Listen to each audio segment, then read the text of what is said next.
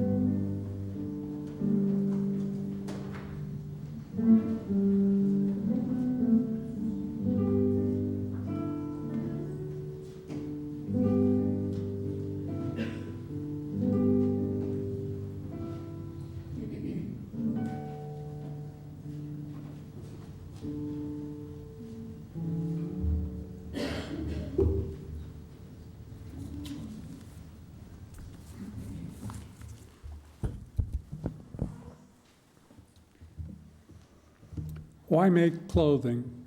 Why do I sew? Probably the major reason I took up sewing was fear of Alzheimer's disease. Yes, I remember both my dad and his mother before him afflicted with this crippling condition. I was more than concerned about the familial nature of Alzheimer's disease. I reviewed the medical literature to see if I could avoid or postpone the inevitable. I found no real prospective therapies. The consensus I did find appeared to be just wait and see what happens. This was neither comforting nor acceptable. Confronted with the likelihood of possibility of Alzheimer's, I became inspired with the now famous motto of the Gray Panthers, use it or lose it. So I decided to exercise my brain as much as I could. My first exercise was to learn something completely new by learning conversational Spanish. It worked. I noticed a marked improvement in my memory for things such as phone numbers and recent events. Unfortunately, I still can't remember anybody's name, but I felt much more alert and connected. When I retired in 2005, I needed a new brain exercise to learn something completely foreign to me. I decided to take up tailoring. That involved both design and construction of men's clothing. As I embarked on my new adventure, I applied 2 constraints to assure me that I would have sufficient mental challenge. Almost all of the clothing patterns must be homemade from scratch, using only body measurements. I would use no commercial patterns. My designs were to be unique and not like other garments one could buy commercially. I got a sewing machine, some fabric. I watched Susan Kalgi on the DIY network religiously and jumped into making garments. Not all of the garments I made could be worn in public. And some of them I could not even get on. I became very familiar with 2 new words, unsewing and re-sewing. The joy of discovering new sewing technique coupled with bold new fabrics was not only challenging, but a source of joy for me. The production of garments that could actually be used by others added meaning to my life. And then I discovered audiobooks that I could listen to while I was sewing. This permitted me to investigate things like philosophy, theology, history, and of course, the origins and history of Unitarian Universalism. For those of you that are retired, perhaps you've run across the daunting retirement challenge. How do I deal with being irrelevant? As a professional, my working career was filled with many and challenging opportunities. Most of my self-identity and meaning had been derived from my professional career. With retirement, that meaning and identity quickly faded. I consider myself fortunate to have found that tailoring filled some of that identity void. Men's fashions are typically conservative and bland, created more not to offend than to delight and enjoy. Additionally, most retail clothing is cut to fit the mythical average-sized man, but he doesn't exist.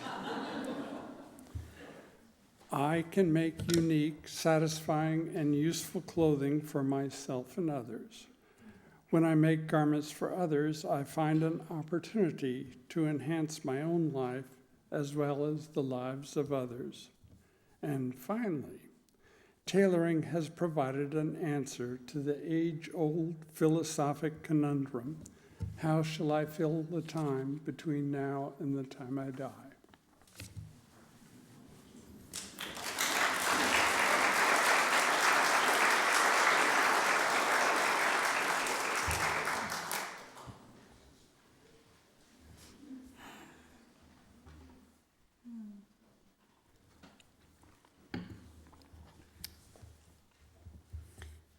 It's really the simplest stitch of all.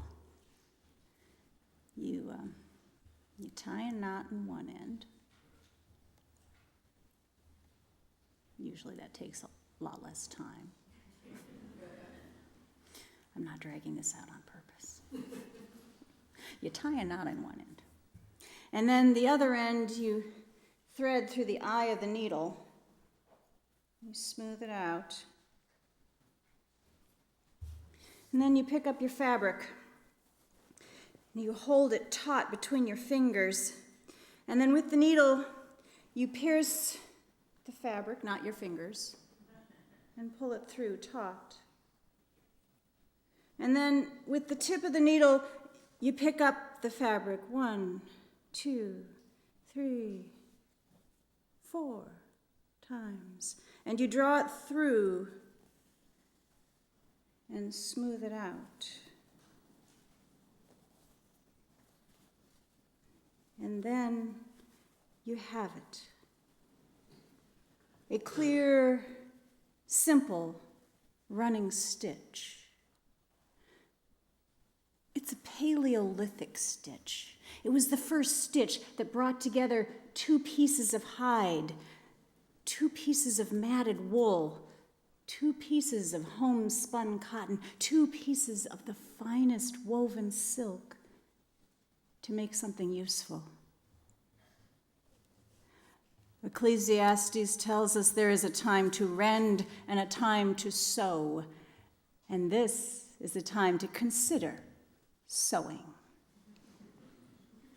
A few years back, I offered to teach a group of campfire kids how to sew some simple garments. Most of the parents agreed to come help their kids, but one girl's mom wasn't able to help. No problem. 11-year-old Mary was well-behaved and smart enough that I told her she'd just be fine following along with me. I told her to show up with a couple of yards of fabric, and we'd go from there. When they came to my house, instead of just dropping Mary off, the mom hung around to talk a little while. I was polite, but I turned my attention to the matter of the fabric and choosing a pattern. The fabric they had brought was a sensible, solid blue. It was the blue of the color of the overalls that my uncles used to wear when they worked on engines. It was ugly. And given the plain navy pants and simple white blouse that Mary was wearing, I guessed that vanity was not encouraged in their home. Oh, but that blue fabric was just too ugly to mess with. Instead, I told Mary to go dig through my stash of fabrics. That's what it's called, a stash. And she found a nice piece of calico, light blue and sprigged with tiny white flowers, and it was perfect for her skirt.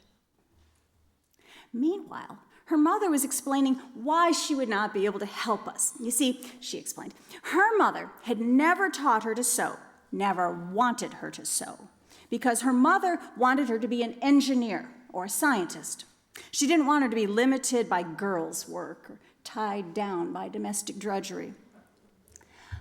I listened politely, while quietly showing Mary how to find the fabric's grain so that the garment would hang correctly, and how to lay and pin that delicate tissue paper pattern.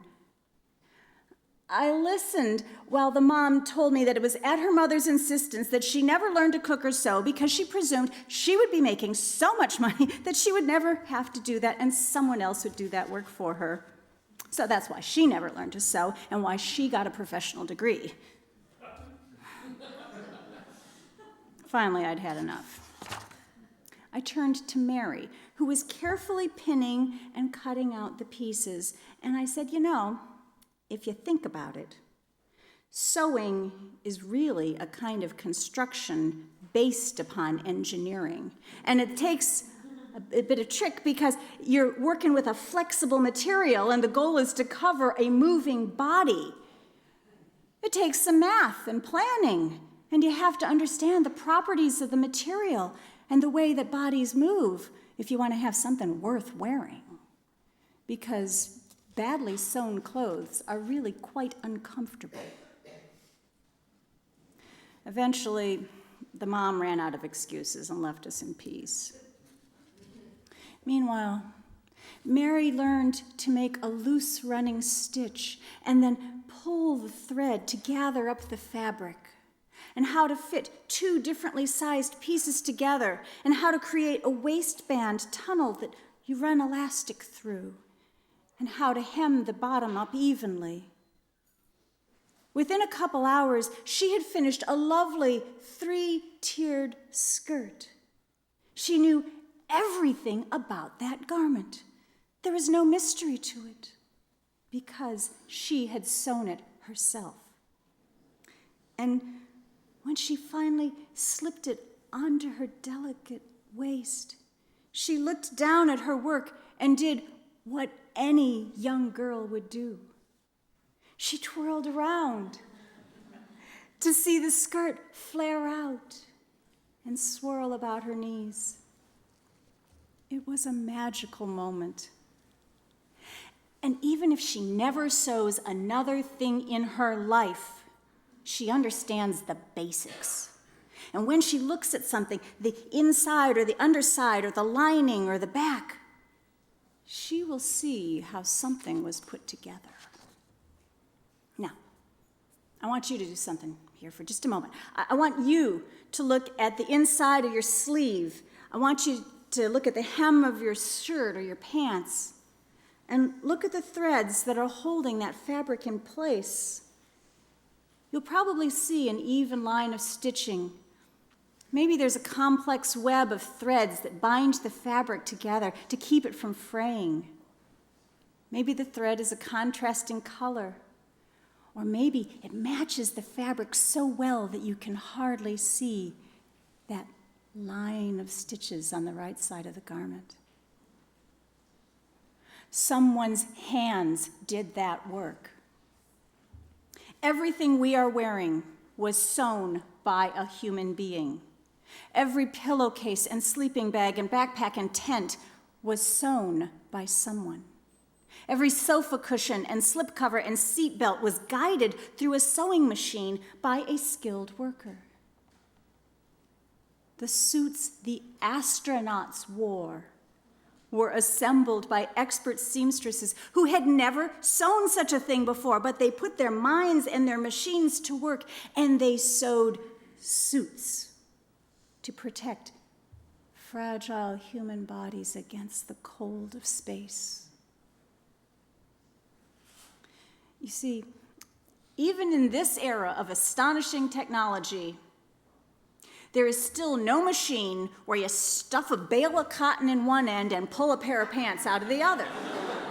There's not an app for that. We're still pretty much doing what our ancestors did, cutting a flat piece of cloth into pieces and sewing the pieces together to cover our shivering naked selves. Maybe your mother sewed for you when you were young, and if you came in with a tear on your sleeve or a rip in your breeches, did your mom work some kind of mundane miracle of mending? Along with my 10-inch chef's knife and my pen, my sewing basket is one of my strongest, most powerful weapons against chaos. Like many women, I sewed clothes for my children when they were young simply because they were so beautiful and store-bought clothing was so boring. And I let my kids pick out the fabrics so that instead of the same old soccer ball, football, baseball, truck, my little boy had pants with penguins and frogs and feathers and fish, and unless you look carefully, you might not see the places where I've patched and repaired all the rips and three-corner tears where one of us have snagged on a fence or caught on a nail.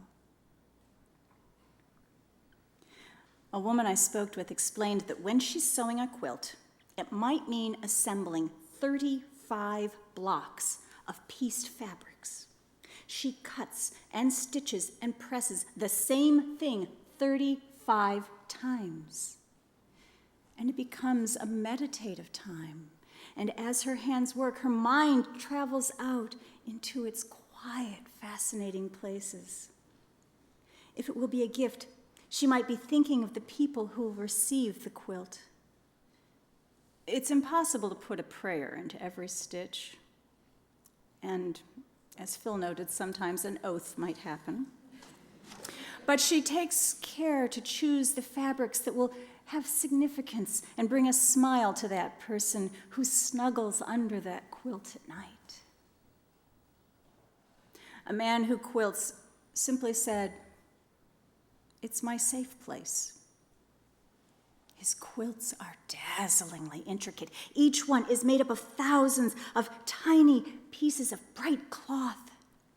He listens to audiobooks while he works. He's listened to Tolstoy and Dostoevsky and all those other great writers whose books we mean to get around to reading, if only we had the time. And while he listens, his hands cut and piece and pin and sew artwork of kaleidoscopic brilliance. This world would be a calmer place if all of us had such safe places for our creativity. Now, choosing fabric takes practice, and it requires a sort of Buddhist lack of attachment, offset by a hoarder's mania. Choosing the color is only part of it. You also have to feel the fabric to determine the quality and the drape and any stretch or texture to it. And when we're searching for fabric, we move through the store shopping with our hands, and we just touch and rub and tug and even just wave it to see how it will move.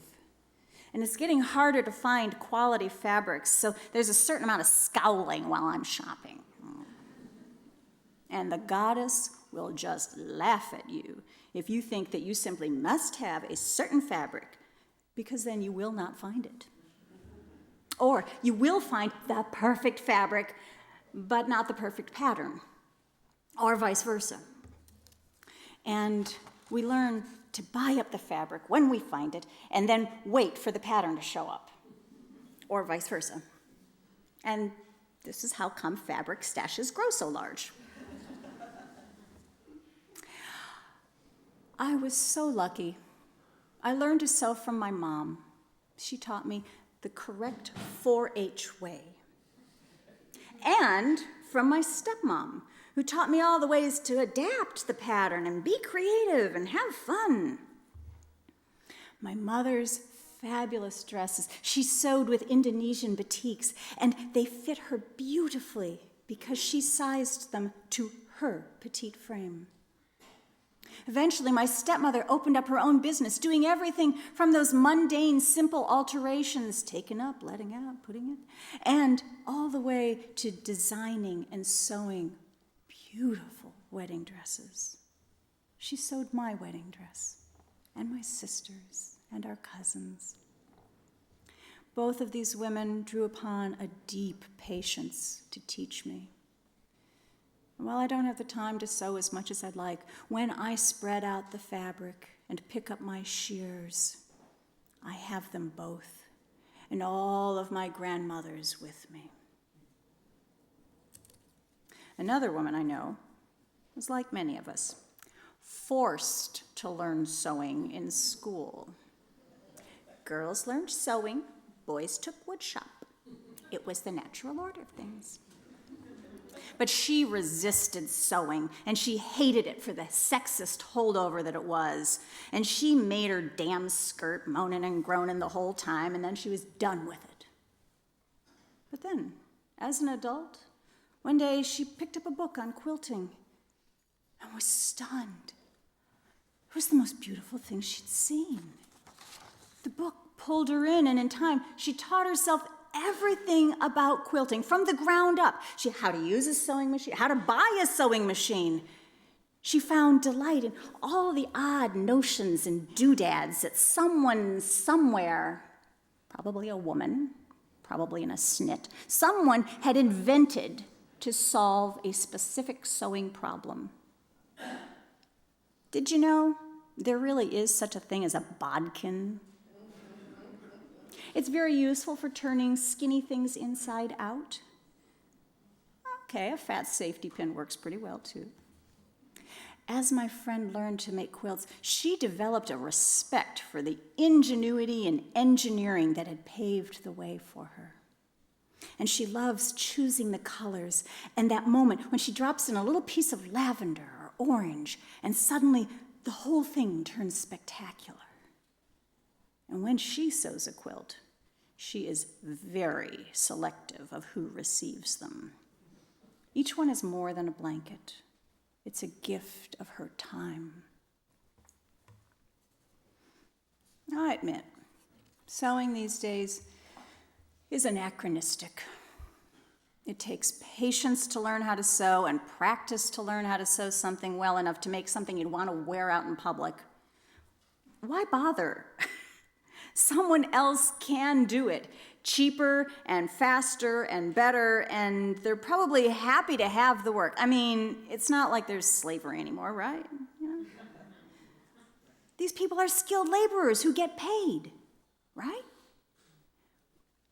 Well, I don't want to depress you with details, but if you pay $5 for a t-shirt, you can be pretty sure that the person who sewed it did not even make 50 cents for their work. And even if you pay $50 for a shirt, you still can't be sure that the person in Vietnam or the North Marianas or Nicaragua was paid a fair wage. If you are vigilant, you can research your clothing choices, but there's not a lot of fair trade garments out there, unless you sew your own.